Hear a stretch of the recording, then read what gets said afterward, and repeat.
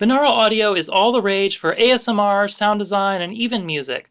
Professional binaural rigs can be quite expensive though, so we're going to look at some DIY ways to achieve the same thing. You may be wondering what binaural recording is. Like stereo recording, binaural uses two channels of audio to represent sound coming from left and right. The difference is that binaural sound also incorporates the way that our head and ears filter sound, which means sound is closer to what we actually hear in the real world, giving us a sense of height and front-back direction, making it more immersive than plain old stereo. The downside is that because of the filtering binaural sound undergoes, while it sounds really good when you listen on headphones, the effect often falls flat and turns into a mess when listening on stereo speakers. However, if you're okay with that compromise, binaural recording is the way to go. Pretty much the best binaural recordings come from some kind of dummy head. The best of those is definitely the Neumann KU100, but with a price tag of nearly $10,000 US, it's not exactly an affordable option, so let's build our own. The first thing you need for binaural recording is a pair of stereo omnidirectional microphones. Compact lavalier microphones are a great option, and there's several fairly affordable options from a few different manufacturers. Personally, I have a pair of Nyand XX microphones. Two other good options are the Clippy EM272 and Lahm UC microphones, but they can be hard to find in stock. Either way, they're all roughly the same quality and can be had for $100 to $200 depending where you live. There's also higher end options from the likes of Sanken and DPA. Next, you'll need a mount for the microphones, and for that we're going to test a variety of options. First, I have a styrofoam head, which you can get super cheap from craft stores. Unfortunately, the only heads I could find are actually closer to a child's head than an adult one in size, but we'll test it nonetheless.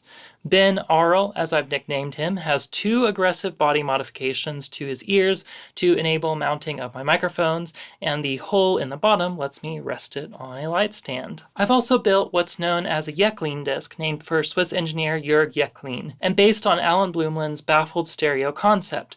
The disc is solid wood and covered with sound-absorbing material on both sides.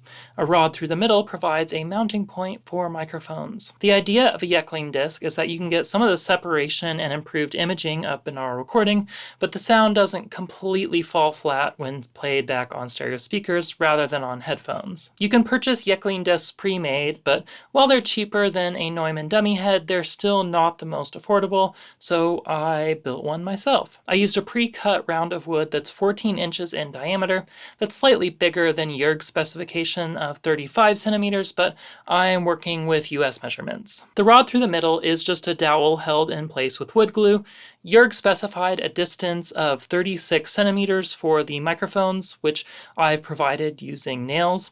I also added nails at 14 centimeters, which is about the average width of a human head. Using lav clips for my mics, I can easily mount them to these points. I covered both sides with scrap wool batting, which is actually quite effective as a sound absorber and more environmentally friendly than options like foam and mineral wool. The wool was attached to the disc using spray adhesive and covered with acoustically transparent fabric from Guilford of Maine, which I stapled in place. I drilled a hole up through the bottom and mounted a metal rod with a 1/4-20 threading on it, which I can then attach to a standard tripod adapter with an appropriately sized coupler. I'm going to test out all of these setups, but I wanted to add some other recording setups for reference. First, I'm including a stereo or TIFF recording using my Rode M5 microphones. I have a whole video on stereo recording techniques, but ORTIF is about as standard a technique as you can get, so it's a good reference point to compare to binaural versus stereo techniques. I also have a spaced pair with no baffle that's set to head width, so you can see the difference having a baffle makes for the sound. Lastly, I'm throwing in my H3 VR ambisonics microphone that I've covered in a couple other videos. That should demonstrate how much better dedicated binaural recordings are compared to ambisonics. Of course, the advantage of ambisonics is that you have a lot of options for manipulating the audio in post, whereas binaural recordings have a fixed perspective. If you want to hear full fidelity versions of these recordings without YouTube's compression, they are available to download for my Patreon supporters. To test each of these setups, I devised 3 tests: a field recording test, a music test, and an ASMR test. First is the field recording test, which is birds recorded in a local park. For this test, try to determine how enveloped you feel in the sound. Does it feel like you're listening to the park through a window or actually in the environment?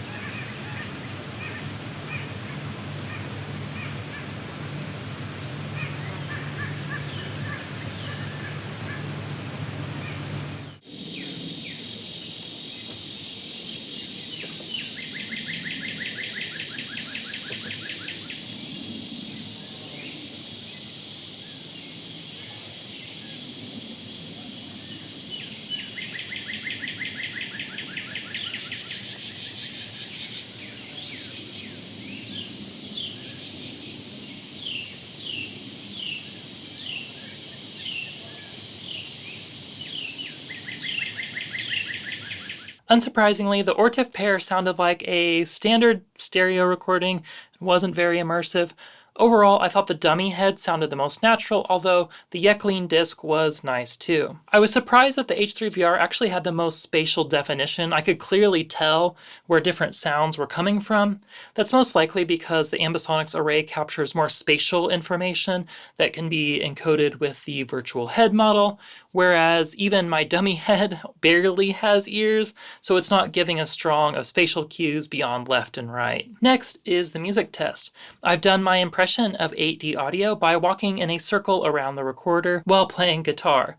By the way, I have a whole video on 8D audio if you want to know more about how it works. In this test, pay attention to how easily you can determine where the guitar is coming from.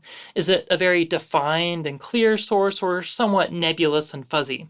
Does it appear to be coming from the room around you or just inside your head?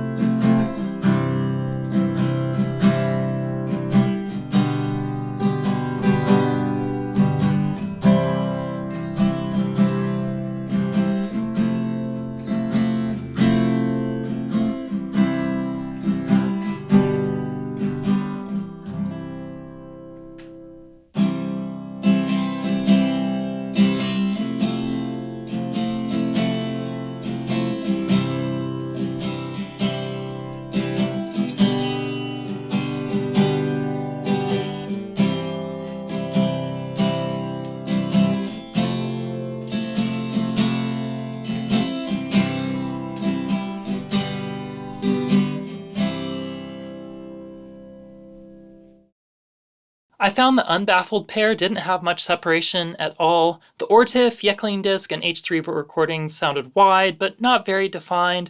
Once again, I got the best overall binaural effect from the styrofoam head. The stereo pair also had stronger front and back separation, which makes sense as it's using directional microphones, so the sound from behind is quieter and more reverberant. Lastly, I've recorded my attempt at ASMR, which is just me whispering into each side of the setup. This is an ASMR test of the stereo Ortif pattern, speaking from the right, and now from the left.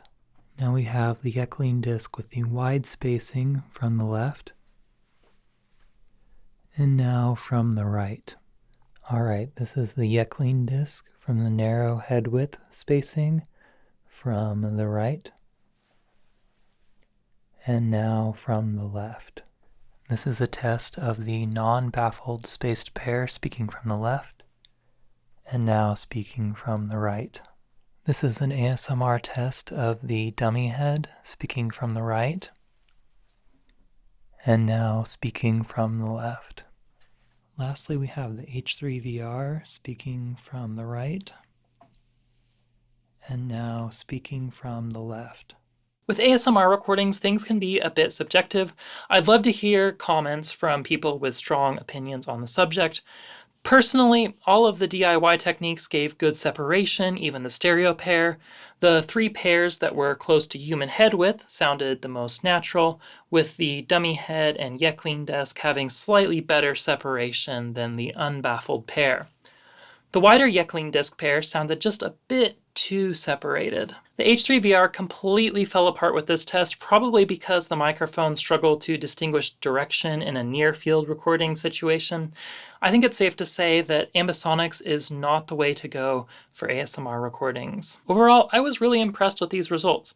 While I don't think any of them reached the quality of a proper professional rig, the Craftsoar dummy head did admirably in all of the tests and sounded very natural. As advertised, the Jecklin Disk gave solid stereo image that's suitable for headphone or speaker playback. The H3VR didn't do particularly well, but I thought its performance as a field recording microphone was excellent, making ambisonics a solid option for getting out into nature. Anyway, that's it for this video. Hopefully you learned a whole bunch about ways you can get good solid DIY binaural recording, and if so, definitely hit that like button. If not, feel free to hit the dislike button. If you have any questions or comments, of course, leave those down in the comment section down below. As always, if you want to see more videos like this, definitely hit that subscribe button.